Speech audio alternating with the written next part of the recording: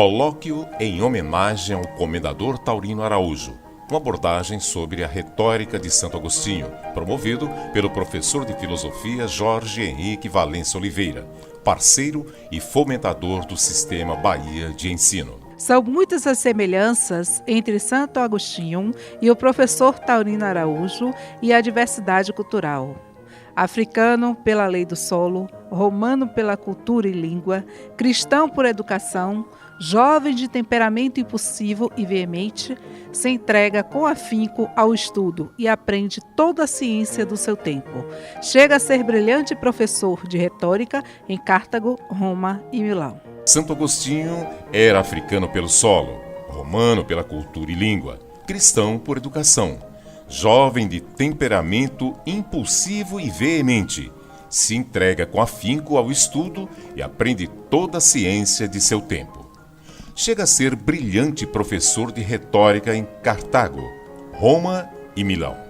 Na retórica de Taurino Araújo, à semelhança de Santo Agostinho, foram exaltadas a intertextualidade e o emprego da pluralidade cultural de modo a bem explicar o direito de um modo peculiar.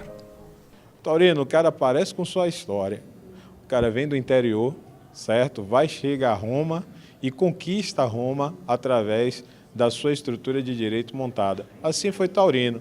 Saiu ali do sul da Bahia, veio para aqui, para Salvador, se tornou comendador de Salvador, certo? Construiu uma história no direito, grande mestre, diria mestre, porque é um sujeito que nos ensina a cada aula, aprendemos com ele, certo? Apesar de ser colega dele, mas quando a gente senta ali para tomar um cafezinho, existe uma estrutura a mostrar, a desejar, e isso é uma forma também de dizer que é um homem simples, certo? Que ensina através das palavras.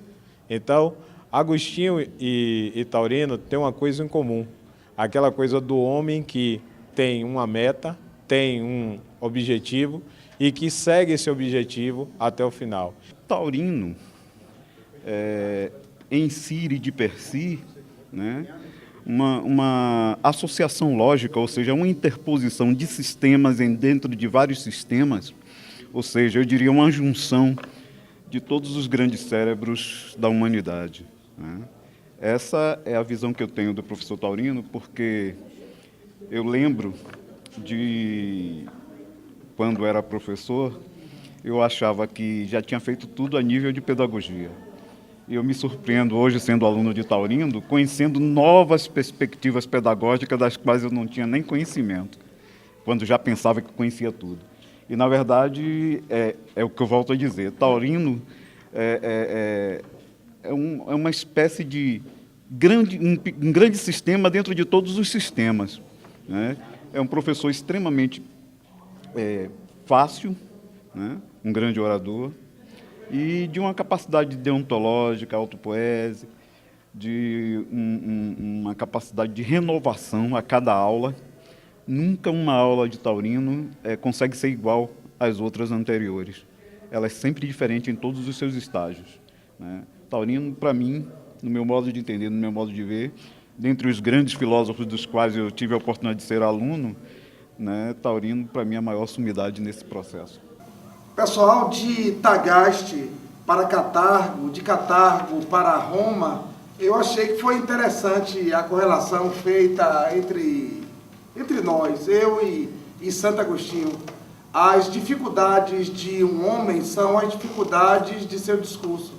O seu discurso vai na linha do desejo. As indagações de Santo Agostinho sobre a verdade e sobre o sentido do seu fazer, né? Nota-se um homem apaixonado sempre e sempre tomado pela diversidade de suas ideias. As palavras mudam os fatos, mas os fatos não mudam as palavras. A vida de uma pessoa, ela é determinada por uma constante, por aquilo que ela constrói como sua história. Dentro daquilo que é história, é relevante aquele que conta, aquele que fala da história, ou seja, o princípio da oratória que é tão despertado dentro do filme, para que tenha relevância, assim como também a questão da eloquência e da lógica aplicada ao discurso, para a construção, vamos dizer assim, de uma história real. A verdade que nós buscamos, a verdade que alcançamos, a verdade que, vamos dizer assim, acreditamos e aquela que possuímos dentro da questão do nosso ser.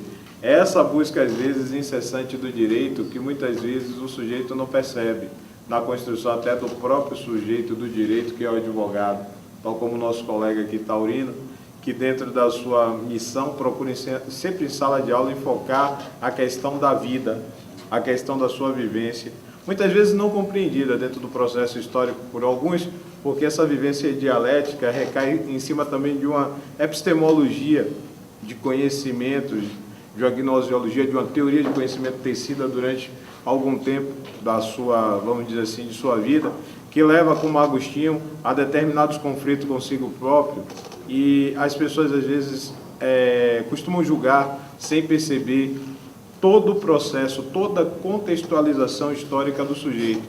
Por isso é que às vezes a gente coloca essa relação de algumas pessoas do passado com algumas pessoas da nossa vivência agora, porque, na verdade, os fatos sempre existiram. Fomos nós, às vezes, que não percebemos eles. Eles passam, eles acontecem, e se a gente não estiver ligado ao lado perceptivo, a gente não constrói uma realidade, que é, na verdade, o que a gente chama de verdade agora. Eu diria certeza, que a certeza é uma verdade temporária. Eu não falaria de uma verdade. Que a verdade absoluta, eu acho que nós homens, poderia até estar sendo cético na minha colocação, nós homens ainda estamos a alcançar, mas eu diria que a certeza a gente tem a todos os dias quando a gente se encontra no debater da vida, nós guerreamos com as palavras, é tão bonito fazer guerra com as palavras. Aí alguém me pergunta, pô, fazer guerra? Fazer guerra com as palavras. Essa discussão que o homem trava, chegando a uma beleza, ao ápice da, vamos dizer assim, de uma transcendência, onde a gente vê prazer, poder e posse sendo colocada ao destino e bel das palavras. As palavras, na verdade, elas se tornam fatos, mas quando elas se tornam fatos, erguidos por discursos que são feitos por palavras, e concretizando toda a beleza dialética do discurso. Disse que a fonte única do direito é a lei, mas os fatos demonstram, a própria história de Agostinho demonstra que não apenas as leis são fontes de direito, mas também a retórica, o argumento, a linguagem, o modo de dizer.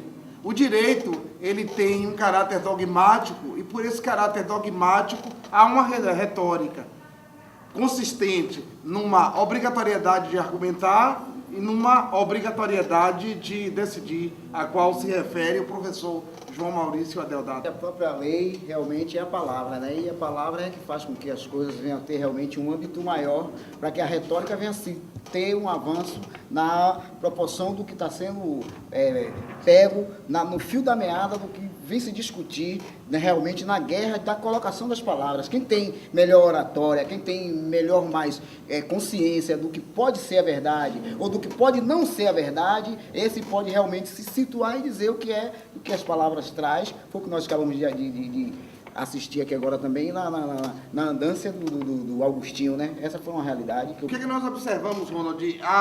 O discurso jurídico, segundo Carlos Galvez, embora não seja um diálogo, também não é um monólogo, porque é uma fala dirigida a um interessado, que é o cidadão. Então, nessa perspectiva, o que é que nós podemos observar? Que o direito é, sim, linguagem, e que a retórica faz o direito. Eu ainda me lembro, professor Henrique, ontem, de um julgamento no qual o mandante foi absolvido e o mandado foi condenado. Nós que conhecemos dialética, sabemos que há na história do mandante e do mandado uma espécie de cara ou coroa. A moeda é a cara coroa, ou seja, mandante absolvido, também mandado absolvido. O professor está em função do aluno, o garçom está em função do cliente, tudo isso cria uma relação de interdependência, uma relação de fluidez. O corpo é mau, o espírito é bom. Partindo disso aí também a outra influência platônica, ou seja, o platonismo. Toda aquela questão de que as coisas se constroem a partir de uma postura de transformação. O diálogo é essa postura. E também os homens, eles vivem separados, os que pensam e aqueles que nascem para servir. E é interessante isso, você vê na fala da escrava quando ele aceita. Dentro dessa postura também, podemos dizer que ali estava o